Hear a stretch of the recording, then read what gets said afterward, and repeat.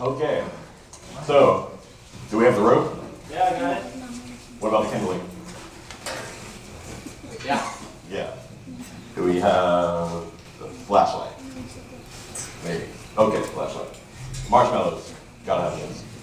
Please. Yep. Yes. Okay. Okay. Until we get to the top, though. Oh. All right. Till we get to the top.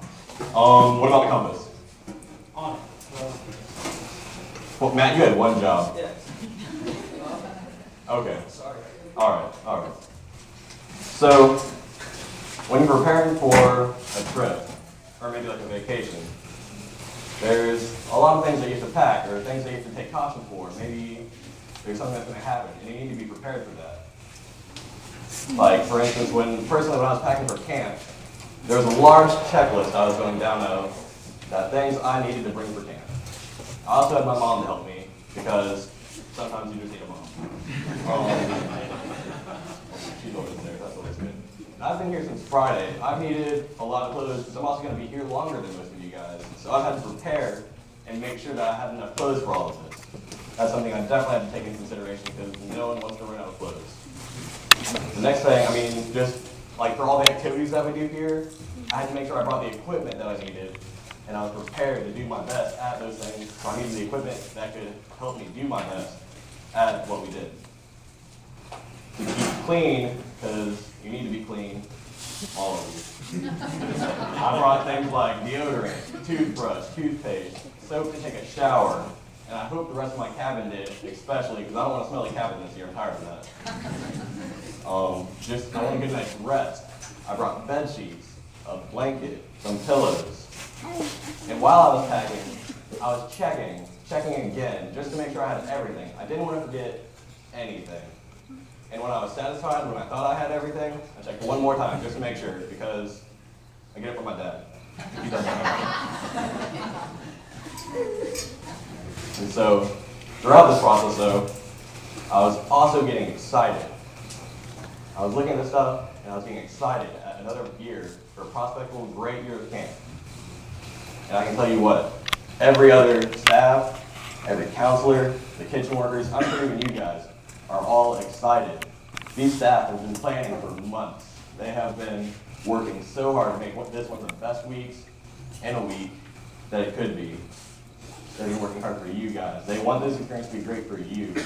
And that's what they get out of it, seeing your happy faces.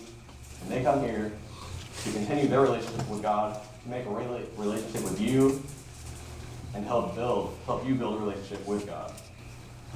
And I know I'm pumped, and I think I can speak for them and say that they are pumped too. Amen.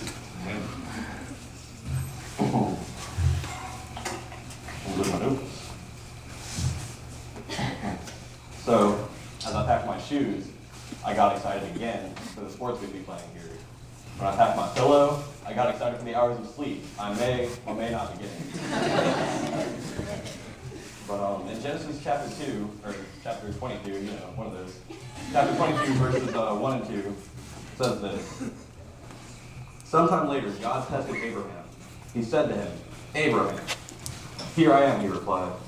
Then God said, "Take your son, your only son, Isaac, whom you love, and go to the region of Moriah. Sacrifice him there as a burnt offering on one of the mountains I will tell you about." God told Abraham to sacrifice his son as a burnt offering. His own son. His son who God told Abraham he would build a covenant through. Now, burnt offerings in themselves were a pretty common practice in the Old Testament, but usually they were done with animals, not people. This was very different, and it was Abraham's own son. Now I'm absolutely positive the whole time Abraham was packing, he was thinking about what he was about to do. He was going to sacrifice his son as a burnt offering to God.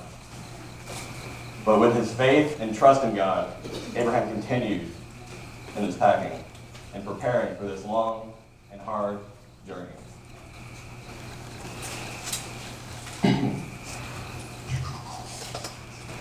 In this way, we too need to trust in God. While God didn't ask us to sacrifice our children, He did ask us to obey his written word and to worship him. We must prepare our minds to a place where we can worship him with all of our thoughts and all of our minds. And just put all of our attention into focusing on God.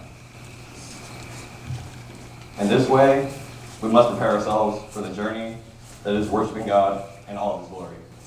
Let's pray. Dear Lord, thank you for letting us come here. Thank you for letting us come together safely. Thank you for letting the fun already begin, but thank you for letting us be able to focus on you. Thank you so much for that. And just please keep us safe here as we learn more about you, build bonds together, and build a bond with you. In Jesus' name, amen. Matt, did you get that compass yet? You know what? I'm on it. Okay. Man, guys, I'm beat. Let's hit the hay for night.